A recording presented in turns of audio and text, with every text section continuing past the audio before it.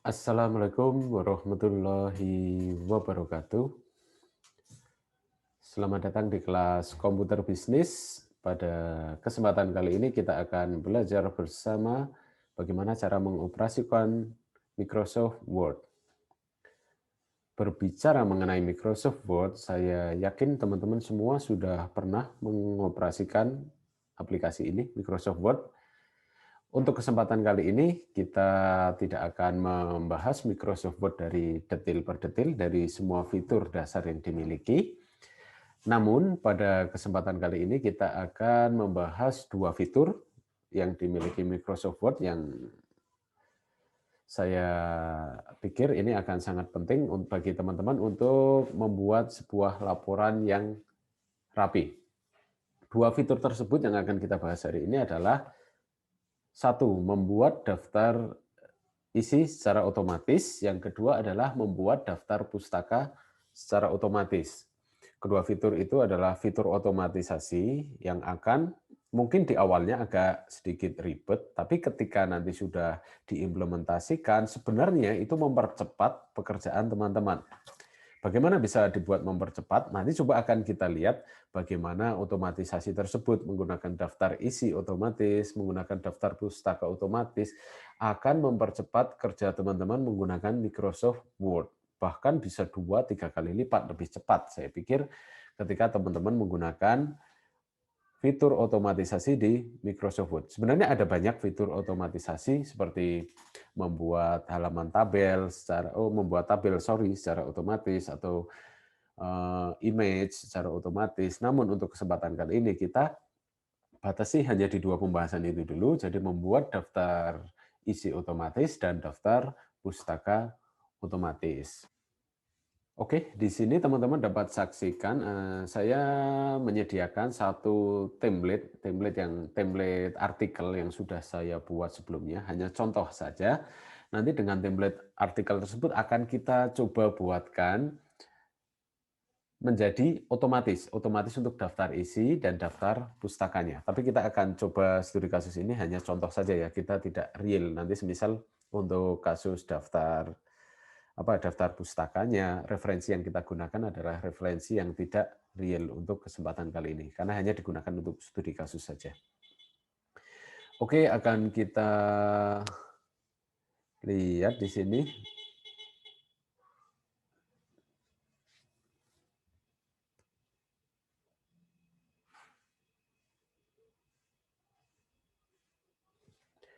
Oke, kita coba lanjutkan di sini. Jadi untuk membuat daftar isi, untuk daftar isi otomatis, teman-teman dapat mengklik untuk di fiturnya, di tab-nya adalah tab References di bagian atas. Atau silahkan disesuaikan sesuai dengan tampilan Microsoft Word kalian. Untuk membuat daftar isi otomatis sebenarnya ada di table of content nantinya untuk mengenerate daftar isi otomatis. Namun ketika kita generate tidak akan muncul apa-apa karena kita belum melakukan setting otomatisasi untuk judul dan subjudul.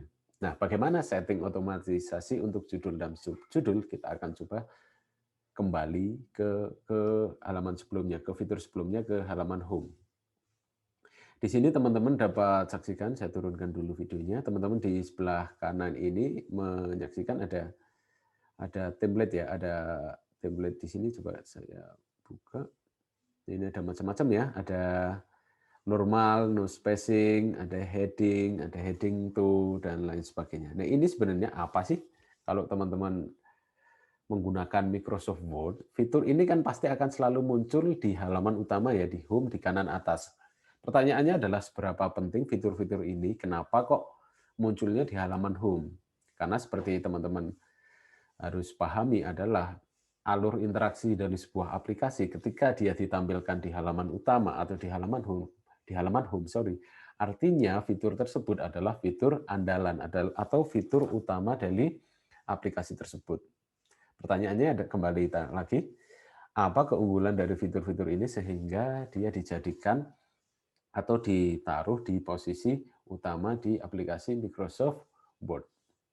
Oke, kita akan coba studi kasuskan. Di sini adalah fungsinya adalah untuk templating. Templating untuk keperluan apa? Coba kita lihat ya.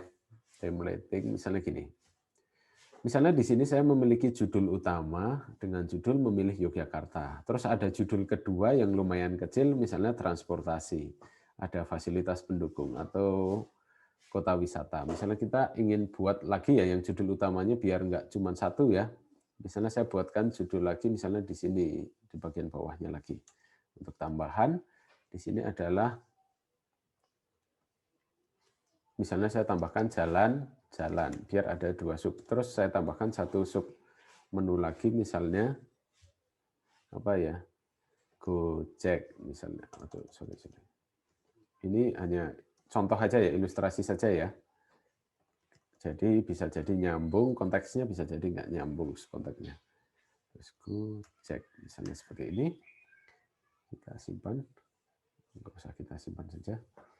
Nah, misalnya kita sudah punya menu seperti ini, kita ingin buatkan, kita set judul dan subjudul ini menjadi otomatis agar nanti bisa dibaca oleh daftar isi otomatis nanti. Kalau kita tidak set judul dan subjudul, ketika kita generate daftar isi otomatis, maka judul dan subjudul ini tidak akan terbaca. Jadi, step pertama yang harus dilakukan agar judul dan subjudul ini dapat dibaca di daftar isi otomatis, maka kita harus menyesuaikan judul dan subjudul sesuai template yang ada di atas ini. Oke, kita praktekkan agar mempermudah ilustrasi teman-teman. Misalnya untuk judul, biasanya yang lazim digunakan untuk judul di sini adalah judul yang paling utama. Misalnya kalau teman-teman di laporan ada bab 1, bab 2, bab 3 ya, itu judul utama. Atau di sini disebutkan di sini ada heading 1.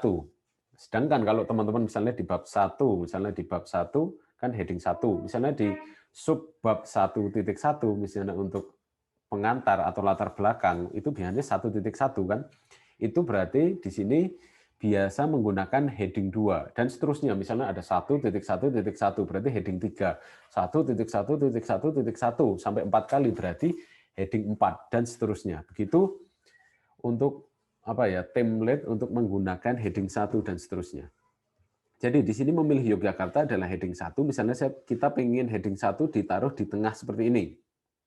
Tapi kalau kita ngeklik seperti ini, misalnya kita pindah ke tengah, yang bawah ini yang sama tidak ikut ke tengah, kita harus set lagi manual seperti ini.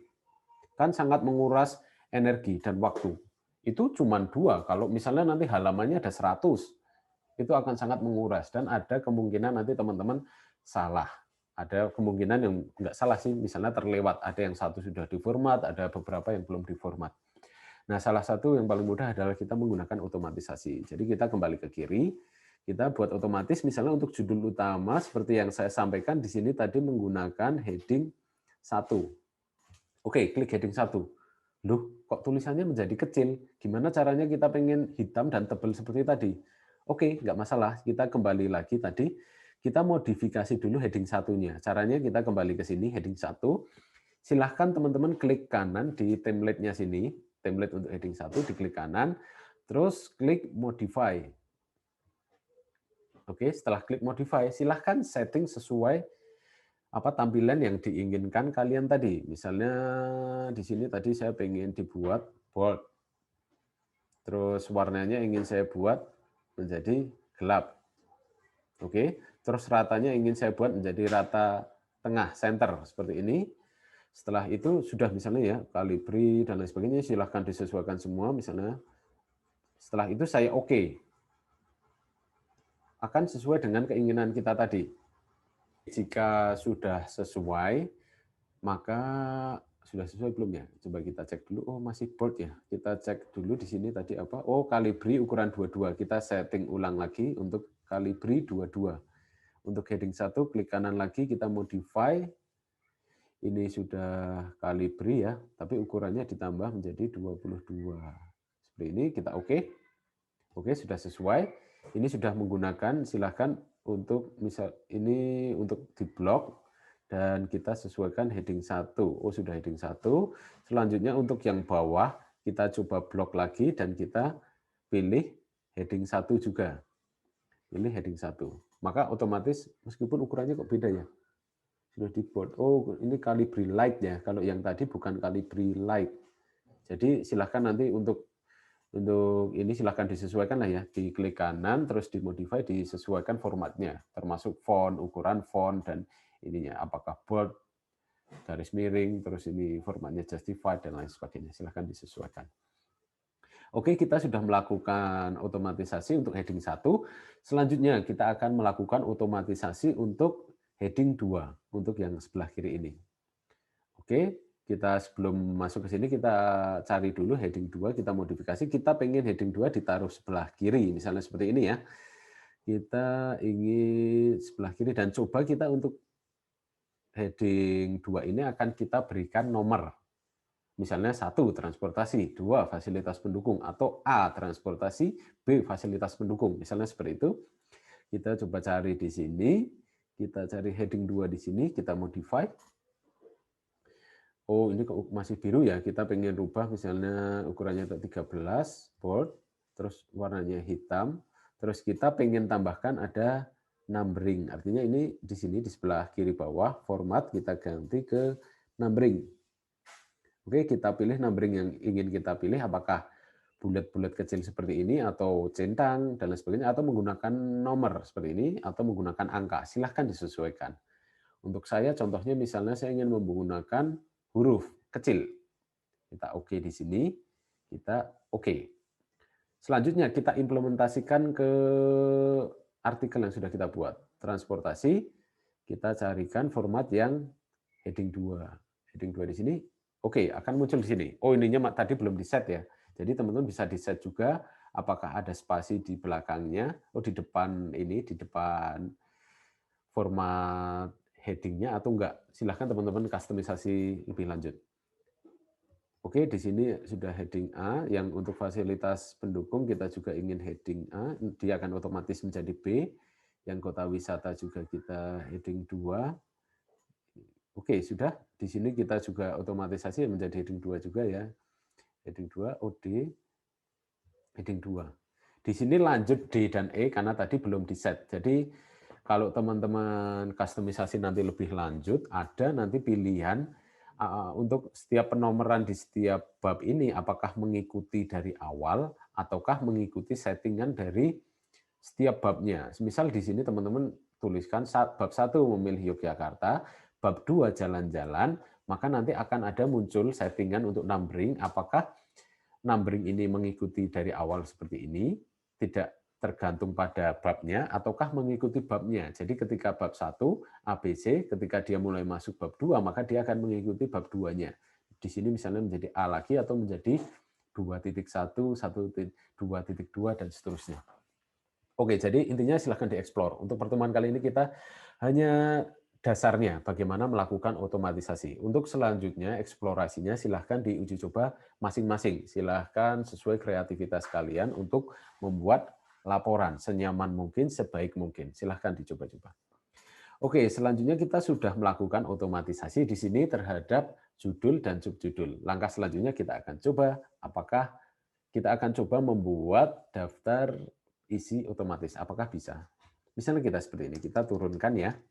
Kenapa kita turunkan? Karena halaman pertama akan kita gunakan untuk membuat daftar isi. Oke, misalnya di sini kita tuliskan daftar isi ya.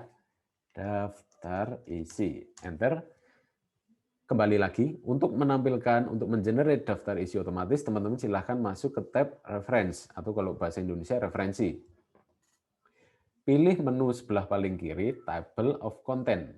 Nah, silahkan pilih salah satu sesuai dengan karakteristiknya, apakah model klasik, kontemporer, formal, modern, ini ada contohnya. Atau teman-teman kalau tidak tahu perbandingannya, silahkan dicoba satu persatu. Misalnya kita pengen yang formal gitu ya. Klik, maka dia otomatis akan muncul sesuai halamannya. Seperti itu. Mudah. Ngirit bahasa Indonesia apa ya? Efisiensi. Teman-teman efisien waktu lebih banyak. Teman-teman membuat seperti ini, teman-teman harus ngeklik titik sampai sebelah kanan, pasti tidak akan lurus. Pertama, lama, waktunya lama. Kedua, hasilnya nggak sesuai karena nggak lurus. Bagaimana dengan menggunakan otomatisasi seperti ini? Sangat cepat. Ini tinggal table of content-nya karena default ya, tinggal dihapus saja. Misalnya seperti ini. Akan otomatis muncul. Jadi ketika kita klik, kita juga akan langsung lari ke halaman yang dituju. Misalnya kita pengen klik yang kota wisata di halaman 3. Klik saja. Klik, dia otomatis akan lari ke halaman 3 seperti itu. Ini adalah contoh pemanfaatan dari daftar isi otomatis. Silahkan nanti dipraktekkan untuk ini. Oke, pembahasan kedua kita kali ini selain daftar isi adalah daftar pustaka. Jadi daftar pustaka itu apa ya? Gambarannya adalah setiap karya tulis yang kita buat ya agar dia mengandung menjadi sebuah karya tulis yang ilmiah, maka harus memuat referensi yang sesuai. Referensi itu apa? Misalnya kita mengatakan sesuatu, berarti menurut siapa? Nah, menurut siapanya itu yang harus ilmiah. Jadi tidak bisa kita memasukkan informasi yang tidak sesuai, memasukkan informasi yang tidak tahu asal-usulnya dari mana, apalagi hoax, gitu kan. Nah, kita dengan menggunakan referensi, artinya kita mencantumkan sumber informasi dari mana kita mendapatkan informasi tersebut. Misal sebagai contoh, misalnya gitu ya, di halaman ini misalnya ada transportasi. Yogyakarta berada di lokasi yang cukup strategis. Kalau di artikel yang umum, artikel untuk berita, ini tidak masalah. Karena artikel populer ya, kita dapat menyebutnya kalau koran, media sosial sebagai artikel populer. Namun ketika teman-teman membuat laporan di kampus, artikel populer tidak diizinkan. Artinya seperti apa? Semua yang teman-teman tuliskan harus ada referensinya. Artinya teman-teman harus menggunakan artikel ilmiah. Artikel ilmiah adalah kebalikan dari artikel populer. Artikel populer artinya teman-teman bisa menuliskan bebas, sesuai imajinasi, sesuai kreativitas kita. Namun di artikel ilmiah, teman-teman harus mencantumkan referensinya dari mana. Sebagai contoh, Yogyakarta berada di lokasi yang cukup strategis. Kalau kita menuliskan artikel populer, nggak masalah. Semua orang tahu Yogyakarta itu strategis. Berada di tengah Jawa, gitu kan, di tengah Pulau Jawa, ke kiri dekat, ke kanan dekat, ke Jawa Timur dekat, ke Jawa Tengah dekat, ke Jawa Barat dekat. Artinya memang strategis, bisa diakses menggunakan kereta, mobil, pesawat. Bahkan pesawatnya bisa nasional atau internasional, penerbangannya sudah ada semua. Artinya Yogyakarta strategis. Tapi itu dari sudut pandang artikel populer. Kalau di artikel ilmiah harus tetap dituliskan meskipun semua orang sudah tahu, tapi kita harus tetap tuliskan, kita dapatkan keterangan itu dari mana. Misalnya kita membaca Yogyakarta berada di lokasi yang cukup strategis. Kalau kita misalnya ini menulis artikel ilmiah ya, berarti kita misalnya saya membaca informasi ini dari kompas.com. Kita cantumkan caranya seperti apa? Misalnya ini kita dapatkan dari kompas.com, maka di akhir kalimat kita tambahkan di sini insert citation. Citation artinya citasi atau referensi. Kita bacanya informasi tersebut dari mana sumbernya. Kita masukkan di sini insert citation. Nah, kita pilih di sini bisa kita dapat sumbernya dari website, dari seni, dari film, interview, atau dari buku, atau dari jurnal, conference, performance, dan lain sebagainya. Teman-teman bisa pilih salah satunya. Misalnya untuk kasus kali ini, misalnya kita dapat informasinya dari website Kompas tadi, misalnya. Website, misalnya sebagai contoh penulisnya ya, misalnya teman-teman dapat klik tadi, di sini edit, autornya siapa, tulislah dengan nama paling belakang. Misalnya nama saya Persada, nama depannya Andika, nama tengahnya Gili. Selanjutnya plus di sini. Kalau penulisnya lebih dari satu, silahkan dimasukkan lagi. Atau kalau penulisnya cuma satu, ya udah langsung oke saja. Misalnya penulisnya 2 ya, saya di sini tambahkan Messi, langsung depannya Lionel, nggak ada nama tengahnya. Misalnya saya tambahkan lagi. Oke, nama 3-nya misalnya Ronaldo Cristiano. Misalnya nggak ada nama tengahnya, kita plus. Oke, misalnya penulis artikel tersebut 3 orang tersebut, maka di oke. Selanjutnya name of web page-nya misalnya Kompas, URL-nya misalnya kompas.com garis miring apa berita, kan biasanya ada URL-nya kan panjang kan untuk berita yang kita baca tadi yang Yogyakarta merupakan daerah yang strategis misalnya berita Jogja misalnya gitu, Jogja seperti ini misalnya. Terus ada production, ini silahkan diisi sesuai yang teman-teman tahu saja. Kalau ada yang misalnya tidak ada informasi di webnya, silahkan dikosongkan, nggak apa-apa. Ini untuk year-nya, kapan artikel itu dipublish ya. Jadi dipublish-nya misalnya ini sudah 2019 pada bulan Februari dan tanggalnya misalnya 20. Sedangkan ini adalah akses kapan teman-teman membaca informasi tersebut. Kalau yang atas tadi, kapan informasi dipublish, untuk yang bagian bawah, kapan teman-teman mengakses informasi tersebut. Misalnya tanggal 20 Oktober, berarti 20, bulannya Oktober, harinya misalnya 20. Setelah itu oke. Maka di sini akan muncul kode. Di sini kode adalah kode referensinya. Kode tadi nomor 1 berarti menyimpan referensi tadi, referensi nomor 1. Atau formattingnya ini teman-teman dapat ubah di sini sesuai dengan formatnya. Nah, mungkin di sini teman-teman masih agak membingungkan format referensi itu apa aja, ada apa, ada IEEE, ada ISO, ada SIS 02 dan lain sebagainya. Ini nanti format yang digunakan, nggak usah dipikirkan di sini ya. Nanti tinggal ketika teman-teman misalnya membuat laporan, dapat tugas dari kampus, atau nanti di tugas akhir untuk syarat kelulusan diminta untuk buat laporan, silahkan ditanyakan atau dilihat di formatnya, referensinya itu formatnya apa. Nah, nanti dipilih di sini. Harusnya ada. Yang umum digunakan biasanya apa, APA ini atau IEEE. Biasanya umum digunakan. Misalnya di sini kita menggunakan IEEE ya. Berarti menggunakan angka seperti ini. Atau coba misalnya kita contoh ganti apa, nanti perbedaannya akan seperti apa. Nah, akan muncul seperti ini. Kalau menggunakan format apa, yang dituliskan adalah nama belakang si penulis dan tahun, seperti ini. Oke, misalnya kita satu lagi tambahkan referensi. Misalnya referensinya ini. Yogyakarta dikenal sebagai bla bla bla, di mana berjajar pantai yang elok. Nah, itu menurut siapa? Misalnya kita tambahkan lagi referensinya di sini, kita insert referensi, misalnya sekarang kita dapatnya dari buku ya, misalnya. Bukunya penulisnya misalnya si Mbappe ya. Kilian. Benar nggak tulisannya gini ya? Kilian ya. Kilian. Oh, anggap aja benar ya. Kilian Mbappe, dia nulis sendiri misalnya. Oke. Nah, bukunya apa? Buku Jalan Yogyakarta. Kotanya misalnya diterbitkan malah di Jakarta karena dia jalan dari Jakarta. Publishernya misalnya PSG Publisher. Tahunnya misalnya 2020. Oke. Di sini akan muncul juga ini, teman-teman dapat saksikan nama belakangnya Mbappe dan tahunnya 2020. Oke, di sini kita sudah memiliki 2 sitasi ya. Di sini yang atas tadi dan yang di bawah ada 2 sitasi. Selanjutnya langkah terakhir adalah kita membuat daftar pustaka otomatis. Nanti teman-teman ketika membuat laporan pasti ada daftar pustakanya kan. Jadi dengan otomatisasi ini kita akan melihat bahwa menggunakan otomatisasi di Microsoft Word itu sangat efektif banget, sangat efisien banget, membuat pekerjaan teman-teman untuk membuat laporan jadi semakin cepat, jauh lebih cepat dibanding teman-teman menggunakan cara manual. Oke, kita masuk ke halaman belakang paling akhir gitu ya. Kita akan buat di sini misalnya daftar pustaka. Daftar pustakanya misalnya kita set kembali ke home, kita set menjadi heading 1 ya, biar konsisten dengan sebelumnya tadi. Oke, selanjutnya kita masukkan daftar pustakanya. Daftar pustakanya sama dengan daftar isi, teman-teman silahkan masuk ke tab atau menu referensi. Selanjutnya untuk mengenerate daftar pustaka otomatis, silahkan teman-teman tadi masuk di bagian bibliografi ini, cari silahkan bibliografi, silahkan diklik, pilih mana yang sesuai, apakah bibliografi ataukah works cited.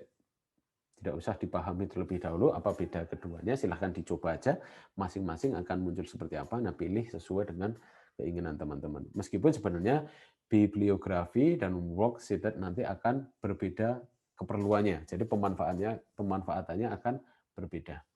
Oke, misalnya kita gunakan bibliografi atau works cited aja, citasi kerjaan yang disitasi, kita klik, akan muncul. Ini kita hapus saja karena default tadi, akan muncul daftar pustaka otomatis. Oke, sangat mempercepat. Nanti akan terasa ketika referensinya teman-teman bikin laporan tugas akhirnya nanti misalnya 100 halaman, referensi yang digunakan ada belasan, nanti tinggal sekali klik, hanya dalam waktu tidak sampai 5 detik, nanti akan otomatis generate seluruh daftar pustaka yang ada. Sangat cepat. mungkin agak membingungkan di awal, tapi ketika teman-teman sudah implementasikan, mudah dan manfaatnya akan sangat banyak untuk teman-teman. Oke, sebelum kita tutup, kita kembali lagi ke daftar isi. Nah, di sini kan tadi kita menambahkan daftar pustaka ya, tapi belum muncul. Nah, bagaimana untuk memunculkannya? Teman-teman silahkan diklik aja, klik kanan di bloknya ini, nanti otomatis akan terblok. Klik kanan, teman-teman bisa update field. Pilihan paling atas hanya ngupdate halamannya saja, pilihan paling bawah dia ngupdate jika ada perubahan judul dan subjudulnya juga. Nah, tadi karena tadi ada penambahan judul untuk daftar pustaka, berarti pilih yang bawah, update entire tabel. Oke, akan muncul daftar pustaka. Untuk mengarah ke daftar pustaka, silakan kursor diarahkan ke daftar pustaka dan klik, akan masuk. Oke, demikian pembahasan mengenai Microsoft Word, atau secara spesifik kita membahas dua hal ini, daftar isi otomatis dan daftar pustaka otomatis. Banyak manfaat yang dapat teman-teman dapatkan. Pertama, teman-teman bisa membuat laporan menjadi lebih rapi. Kedua, teman-teman dapat mempercepat pekerjaan teman-teman jauh lebih cepat. Terima kasih atas perhatian teman-teman. Wassalamualaikum warahmatullahi wabarakatuh.